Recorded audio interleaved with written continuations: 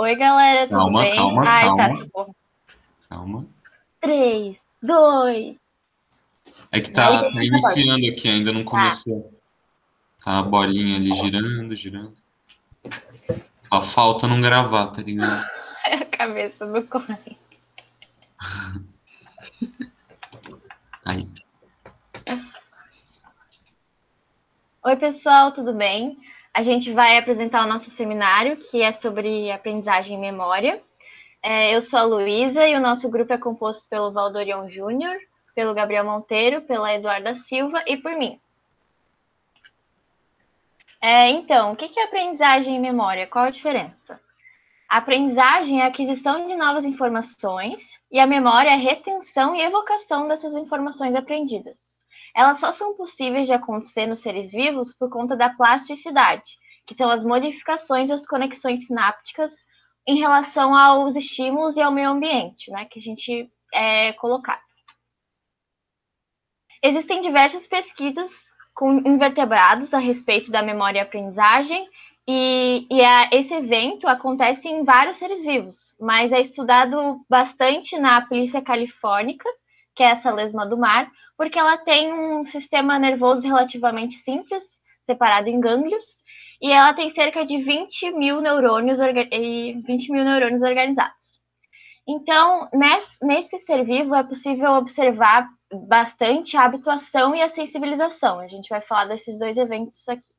A habituação é um sistema simples de aprendizagem e ela acontece com a gente também. Por exemplo, quando a gente está num local exposto a um barulho elevado de obras, a gente não se incomoda com ele o tempo inteiro, porque se a gente se incomodasse, ia ser um estresse muito grande, a gente não conseguiria ficar fazendo outras atividades que seriam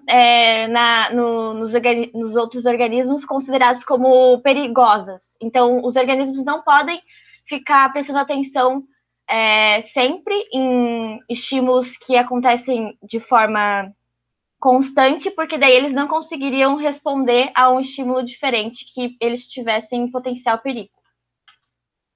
Então, nesse trabalho, nesse texto que a gente viu, é estudado, então, o toque no sifão da lesma do mar, que é essa região aqui.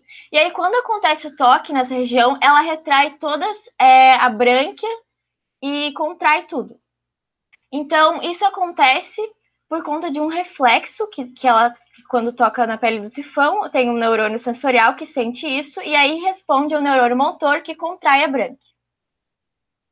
Então, primeiramente, quando tem esse toque repetidas vezes, acontece a habituação de curta duração. Então, isso acontece por conta de canais de cálcio, que a gente pode ver aqui, que são inativados. Então, a contração dessa região da brânquia, quando se toca no sifão, ela diminui de quantidade, porque acontecem alterações funcionais nas sinapses. Então, o toque gerará um potencial de ação, mas quando atingir o terminal axônico, menos cálcio fluirá para dentro. E é esse cálcio que faz com que liberem os neurotransmissores que fazem com que a contração aconteça. Então, vai diminuindo essa contração ao longo do tempo. E aí, quanto mais tempo você ficar tocando na pesquisa, eles ficavam tocando no sifão, mais tempo durava essa habituação ao toque. E aí isso acontece por conta de mudanças morfológicas do número e da localização das vesículas também sinápticas. E aí também existe a sensibilização, que foi observada nesses animais. A sensibilização também é um tipo de aprendizagem que acontece com a gente.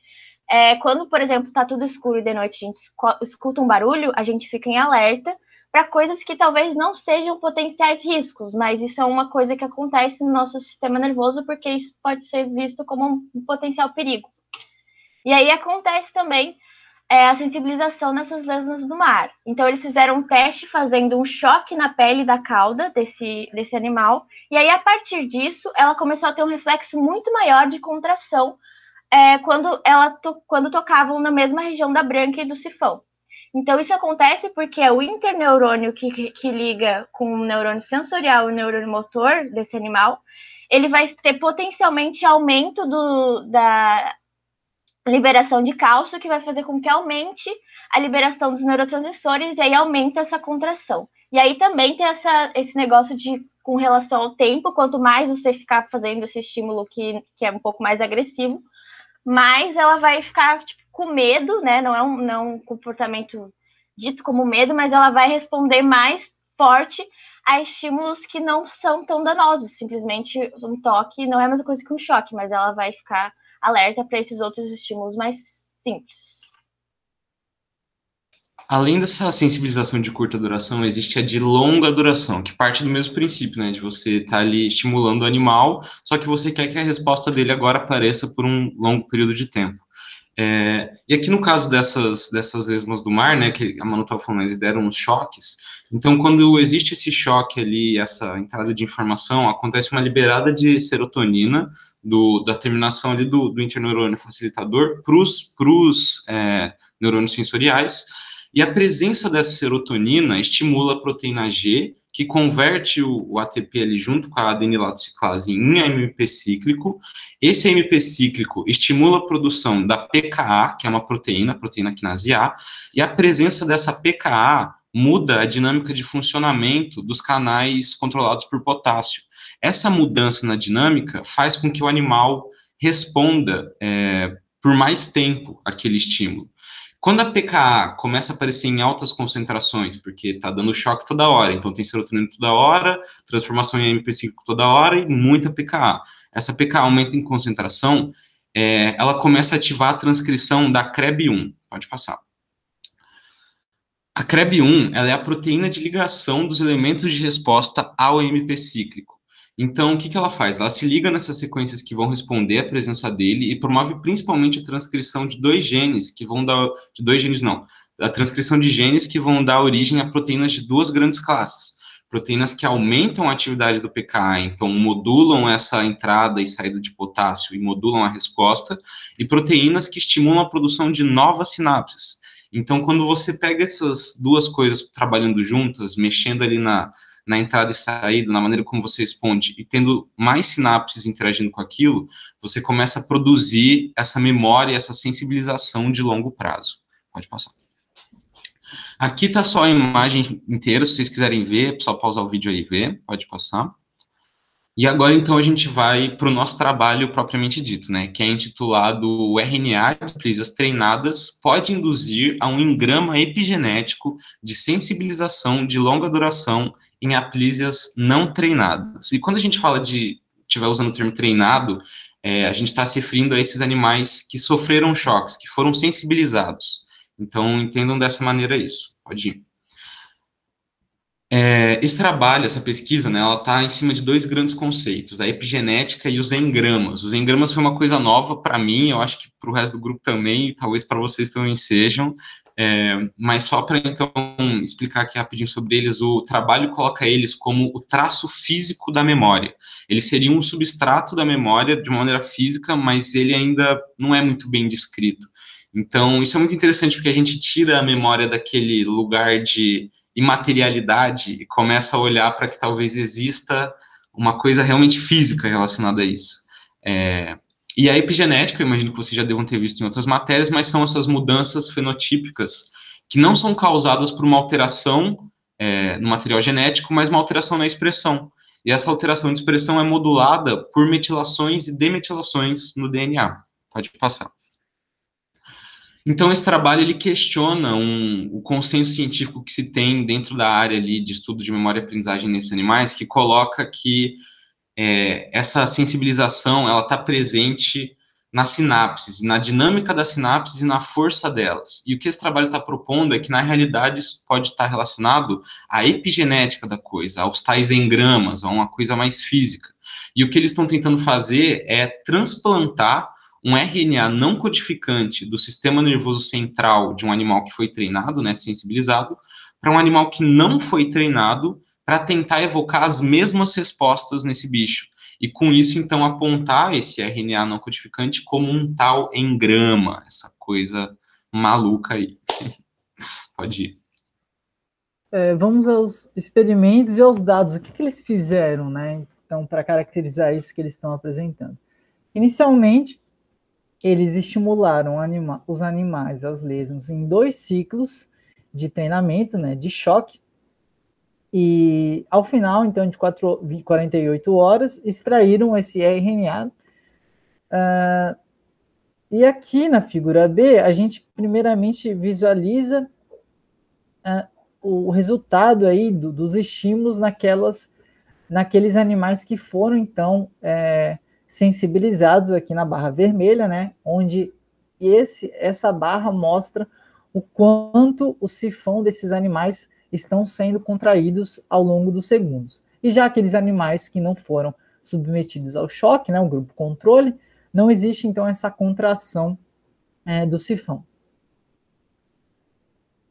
E aí, pegando então, coletando esse RNA daqueles animais treinados, eles injetaram em um grupo de animais, de lesmos, né, o animal modelo do estudo, a fim de avaliar então essa inoculação do RNA para ver se tinha então alteração na contração do sifão ao longo dos segundos. E olha que interessante, feito então a injeção a inoculação do RNA e analisado 24 horas depois, o grupo dos animais que receberam o RNA dos animais que foram treinados, o sifão contraiu, teve alteração na contração do sifão, diferente daqueles animais que receberam o RNA de animais que não foram treinados.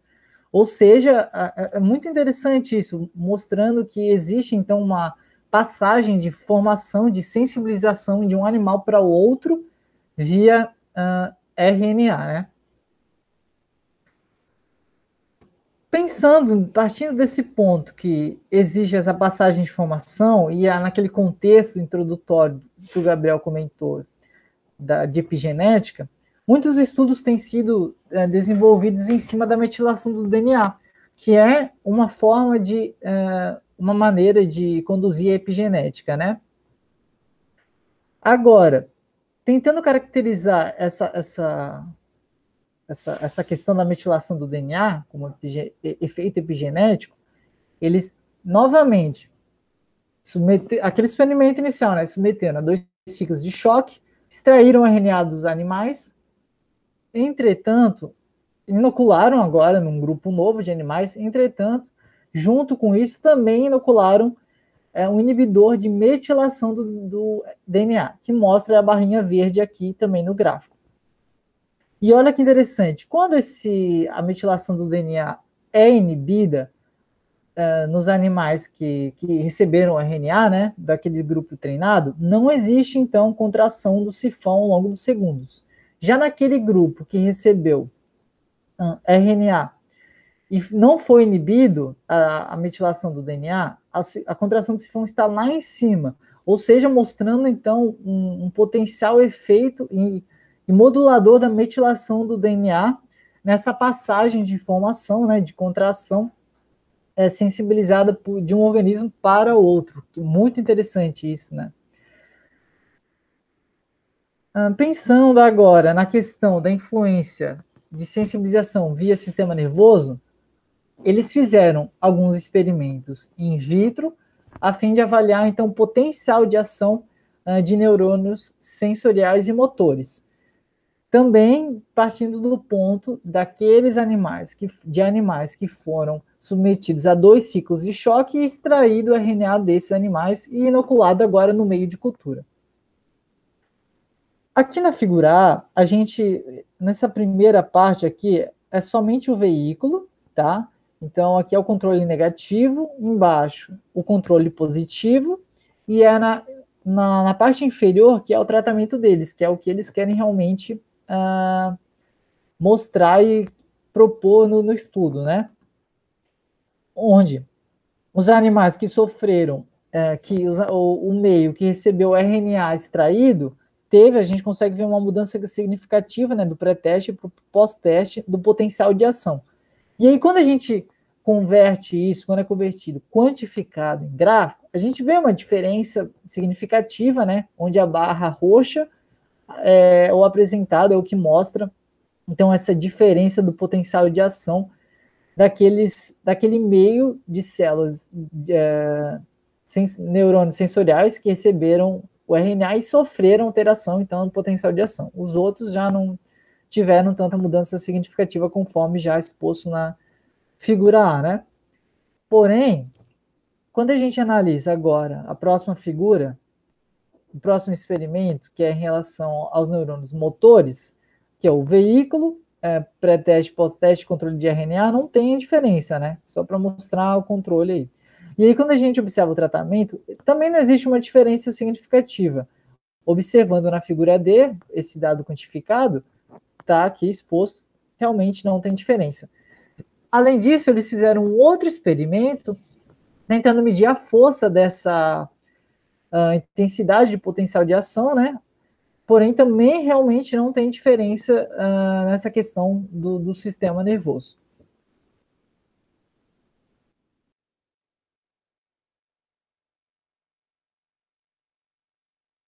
Tá mutado, Duda. Desculpa. Então, gente, agora eu vou dar uma ideia principal, as ideias conclusivas desse estudo.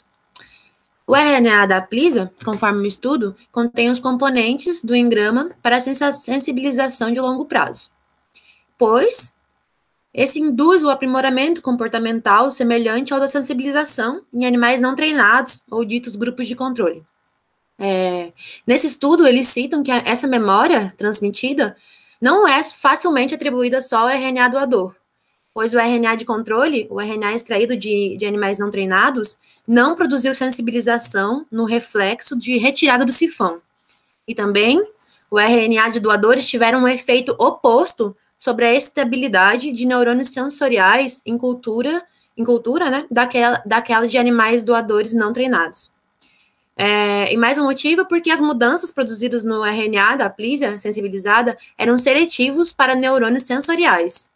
As propriedades biofísicas dos neurônios motores permaneceram inalteradas pelo RNA dos doadores sensibilizados. As mudanças celulares causadas pelo RNA de animais treinados são menores em relação às mudanças comportamentais, porque os reflexos da Aplisia são regulados por circuitos neurais e interneurais, além das conexões sensório-motoras monossinápticas. Essas injeções de RNA doadores sensibilizados podem ter produzido modificações das vias interneurais, inclusive, dentro dos animais que contribuíram para essa sensibilização comportamental. E essas mudanças celulares fortalecem o caso de transferência da memória positiva nesse estudo. Isso tudo foi possível porque já havia muito conhecimento sobre a sensibilização, muito conhecimento sobre a sensibilização na Aplisia. E dessa forma, pode ser visto que o RNA de doadores sensibilizados produz mudanças nos receptores não treinados, causou alterações eletrofisiológicas em neurônios que imitam os animais sensibilizados. Mas ainda não se sabe quais RNAs mediam essa transferência de memória e nem como o RNA passa do meio de cultura para os neurônios da Aplisia. Eles sugerem algumas hipóteses, e uma delas é que os RNAs seriam os RNAs não codificantes e os RNAs não codificantes longos. Em relação a essa passagem do RNA do meio de cultura para os neurônios, eles sugerem algumas das evidências, e parece que a mais consistente é que é transferido por vesículas extracelulares. Esse estudo de transferência via RNA só pode acontecer por conta desses atuais estudos de epigenética, que são super recentes, né? Faz muito pouco. E muito tem se investigado sobre o papel do RNA nas funções neuronais, como essa da aprendizagem. A demonstração que a inibição da metilação do DNA bloqueia o efeito da transferência de memória é o que apoia a hipótese de que os efeitos comportamentais e celulares são mediados pela metilação do DNA. E esse é o caráter epigenético de todo esse processo, né? A metilação de DNA. Contudo, para finalizar, a descoberta da memória que pode ser armazenada de forma não sináptica, indicando limitações nesse modelo sináptico de armazenamento de memória a longo prazo. E o mais interessante, por fim, é que o RNA pode ser utilizado para modificar, aumentar e diminuir essas memórias. Isso porque o RNA são apontados nesse estudo como esses engramas, esses traços de memórias. É isso, muito obrigada.